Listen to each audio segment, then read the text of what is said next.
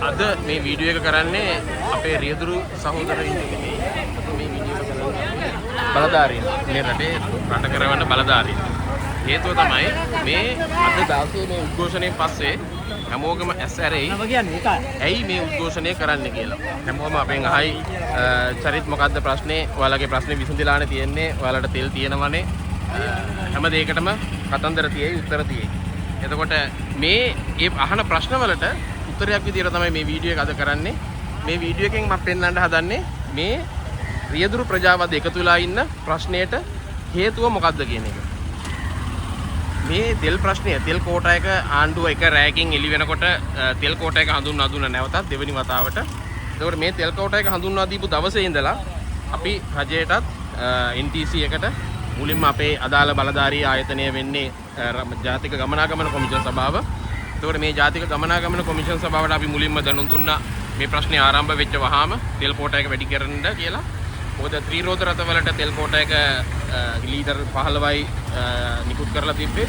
Car රථවලට 15යි. නමුත් කුලී රථ ධාවනයේ යෙදෙන වාහන වලට ඒ ලීටර් 15 කෝටාව ප්‍රමාණවත් නොවන බව තමයි අපි මුලින් ඉඳලම දැනුම් දුන්නේ. ඒ හින්දා ඉන්ධන කෝටාව වැඩි කරන්න කියන කතන්දරය අපි ජාතික ප්‍රවාහන කොමිෂන් සභාවට මේක නිල වශයෙන් දැනුම් දුන්නා. ඒ හරහා ජාතික ගමනාගමන කොමිෂන් සභාව ඌබර් පික්මී ආයතනවලත් අපේ වෘත්තීය සමිති වලිනුත් වෘත්තීය ත්‍රිරෝද රථ රියදුරන් වෘත්තීය කුලී රථ රියදුරන් කියන ප්‍රජාවගේ සංගණනයක් කරා තොරතුරු එක්රැස් කරා ආයතන දෙකෙන් ඌබර් පික්මී ආයතන දෙකෙන්ම ඒගොල්ලන්ගේ දත්ත ලබා ගත්තා.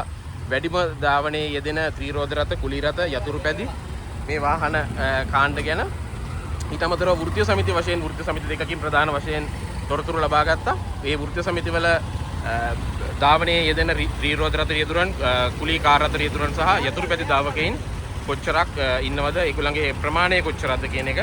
ඉතින් ඒ සියලුම තොරතුරු ජාතික ගමනාගමන කොමිෂන් සභාව ප්‍රවාහන අමාත්‍යාංශයට යොමු කරා.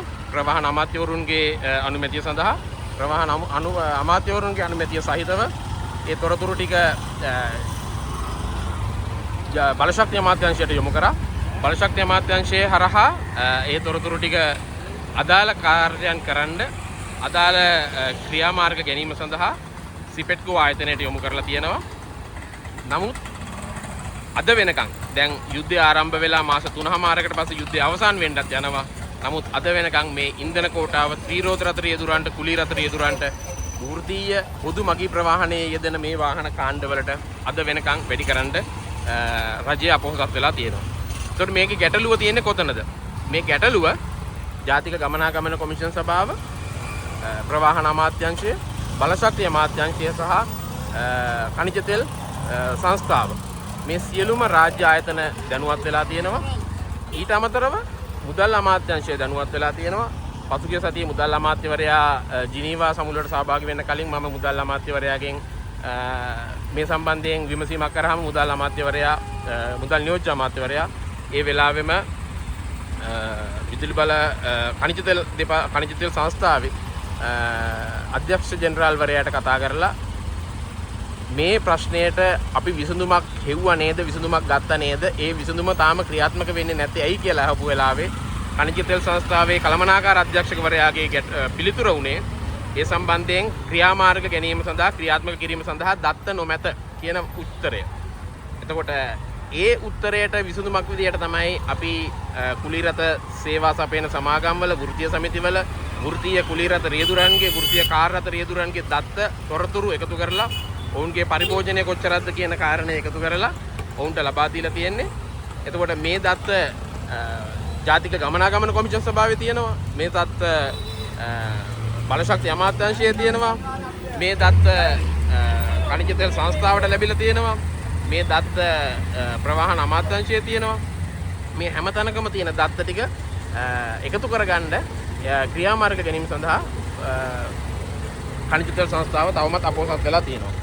එතකොට ඛනිජ තෙල් සංස්ථාව තවමත් ඉල්ලන දත්ත තියෙන්නේ ඛනිජ තෙල් අමාත්‍යාංශයේ ගාව නම් අමාත්‍යාංශයට බෑ තමන්ගේ දෙපාර්තමේන්තුවට මේ තොරතුරු ටික යොමු කරන්න.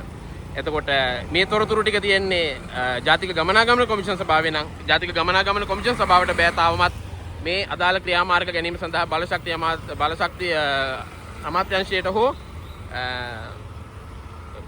ඛනිජ තෙල් සංස්ථාවට මේ ටික ලබා දෙන්න. ඇයි මේ රාජ්‍ය ආයතන එකකට එකක් තමන්ගේ අත පිහදාගෙන තමන් මේකෙන් ගැලවෙන්න හදන්නේ? මේ ගැටලුව තියෙන්නේ කොතනද? රජය තීරණයක් අරන් තියෙනවා කුලීරත රියදුරන්ට ඉන්ධන සහන ආධාරය වැඩි කර යුතුයි කියලා. ඒ සඳහා අවශ්‍ය ඉන්ෆ්‍රාස්ට්‍රක්චර් එක හදලා තියෙනවා. යටිතල පහසුකම් තියෙනවා. ඒකට අවශ්‍ය පෙට්‍රල් කෝටයකට අදාළ ස්ලැබ්ස් ඩිවලොප් කරලා තියෙනවා. මේ ස්ලැබ් වලට මේ තොරතුරු ටික ඇතුළත් කරන්න විතරයි තියෙන්නේ. මේ කුලීරත රියදුරන්ගේ දත්ත තොරතුරු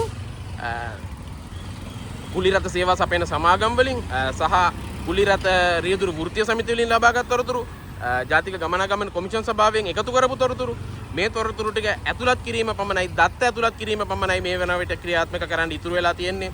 එතකොට මේ දත්ත ඇතුළත් කිරීමේ ක්‍රියාමාර්ගය තවමත් නොගන්නේ ඇයි? මේ ක්‍රියාමාර්ගය තවමත් හිර වෙලා තියෙන කොතනද කියන එක තමයි දැනට තියෙන ගැටලුව. බලශක්ති අමාත්‍යාංශය මේ ගැන දැනුවත්, ඔවුන්ගේ අනුමැතිය තියෙනවා. ප්‍රවාහන අමාත්‍යාංශය මේ ගැන දැනුවත්, ඔවුන්ගේ අනුමැතිය තියෙනවා. ජාතික ගමනාගමන කොමිෂන් සභාව තමන්ගේ තොරතුරු ටික එක්රැස් කරලා ඊහළට ලබා දීලා තියෙනවා. එතකොට බලශක්ති අමාත්‍යාංශය ඇයි තවමත් ඛනිජ තෙල් සංස්ථාවට මේකට නියෝග කරන්නේ නැත්තේ? මුදල් අමාත්‍යවරයා ඛනිජ තෙල් සංස්ථාවට නියෝග කරා නම් මේ සම්බන්ධයෙන් අදාළ ක්‍රියාමාර්ග ගන්න කියලා. ඇයි ඛනිජ තෙල් සංස්ථාවට බැරි මුදල් අමාත්‍යවරයාගේ උපදෙස් පරිදි මේ තොරතුරු ටික ක්‍රියාත්මක කරන්න එකතු කරලා පද්ධතියට ඇතුළත් කරන්න? මේ ගැටලුව තියෙන්නේ මේ රජයේ තීරණ ගන්න අදෘශ්‍යමාන හස්තයක් නෙවෙයිද? එතකොට රජයේ අමාත්‍යාංශ තුනකින් මුදල් අමාත්‍යාංශය, ප්‍රවාහන අමාත්‍යාංශය සහ බලශක්ති අමාත්‍යාංශය මේ අමාත්‍යාංශ තුනකින් අනුමැත වෙලා මේ අමාත්‍යාංශ තුනකින් ඉදිරි ක්‍රියාමාර්ග ගැනීම සඳහා යොමු කරලා තියෙන තොරතුරු ටික, දත්ත ටික ඇයි තවමත් ක්‍රියාත්මක වෙන්නේ නැත්තේ? ඇයි මේ දත්ත ටික තවමත් පද්ධතියට ඇතුළත් වෙලා නැත්තේ? එතකොට මේක නවත්තන්න, මේ රජය අපහසුතාවයට පත් කරන්න, මේ කුලීරත රියදුරන් අපහසුතාවයට පත් කරන්න, ඔවුන්ගේ පීඩනය දඩමීමා කරගෙන වෙනත් ප්‍රයෝජන ලබා ගන්න, වෙනත් වංචනික කාරණාවලට වෙනත් රජය අපහසුතාවයට පත් කරන, සමාජයේ අපහසුතාවයට පත් කරන, සමාජයේ නොසන්සුන්තාවයන් නැති කරන මේ වගේ ක්‍රියාමාර්ග ගැනීම සඳහා ඇයි කොතනද ඒ අදිසි හස්තේ ක්‍රියාත්මක වෙන්නේ? ඊටමත් බලවත් තැනකින් විය යුතුයි. ඊටමත් බලවත් හස්තයක් විය යුතුයි. නැතිනම් මේ ක්‍රියාමාර්ග අද මේ වෙනකන් හිර වෙලා තියෙන විදිහක් නැහැ. එතකොට මේ ක්‍රියාමාර්ගය නොගැනීම නිසා තමයි මේ කුලීරත රියදුරන් අද එකතු වෙලා ඉන්නේ. මෙතන වෘත්තීය ත්‍රිරෝද රියදුරන් සංගම් 4ක් නියෝජනය කරමින් අද එකතු වෙලා ඉන්නවා. ඔවුන් නෙළුම් කුළුණ ළඟ අද එක්රැස් වෙලා උදේ 10ට දැන් ජනාධිපති ලේකම් කාර්යාලය වෙත ගමන් කරනවා. ජනාධිපතිතුමාට සංදේශයක් බාර දීම සඳහා. එතකොට මේ කුලීරත රියදුරන් එක්රැස් වෙලා ඉන්නේ මේ හඬ නගන්නේ තමන්ට ලැබිය යුතු අයිතිය පොදු මගී ප්‍රවාහනයේ යෙදෙන කුලීරත සඳහා ඉන්ධන කෝටාව වැඩි කළ යුතුයි කියන මේ ප්‍රධාන ඉල්ලීම තමයි මේ කුලීරත රියදුරන් ඉදිරිපත් කරන්නේ. ඉතින් මේ ගැටලුව අද වෙනකන් රජයේ අවධානයට යොමු වුණත් අදාළ ක්‍රියාමාර්ග ගැනීමට රජයේ ආයතන, රජයේ බලධාරීන් අපොහොසත් වෙලා තියෙනවා. එතකොට මේ ක්‍රියාමාර්ගය මෙච්චරකල් නිදියගෙන හිටපු, ඇස්කන් පියාගෙන හිටපු ආයතනවලට, නිලධාරීන්ට, පුද්ගලයින්ට අද මේ සම්බන්ධයෙන් ජනාධිපතිතුමාගේ අවධානය යොමු වෙච්ච වහාම මේවට උත්තර දෙන්න වෙයි, මේවට හේතු කියන්න වෙයි. එතකොට මේ සම්බන්ධයෙන් පොදු මහජනතාව අහන ප්‍රශ්න වලට උත්තරයක් විදියට තමයි මේ වීඩියෝ එක කරේ. මේ වීඩියෝ එකේ අන්තර්ගතය සම්පූර්ණයෙන්ම අහපු ඔයාලට තේරුම් ගන්න පුළුවන් මේ ප්‍රශ්නය කොතනද හිර වෙලා තියෙන්නේ කියලා. ඇයි රජයත් කුලීරත රියදුරුනුත් මේ වගේ අපහසුතාවයකට පත්වෙන ක්‍රියාමාර්ග මේ දේවල් තවමත් සිද්ධ වෙන්නේ මේ රට ඇතුලේ?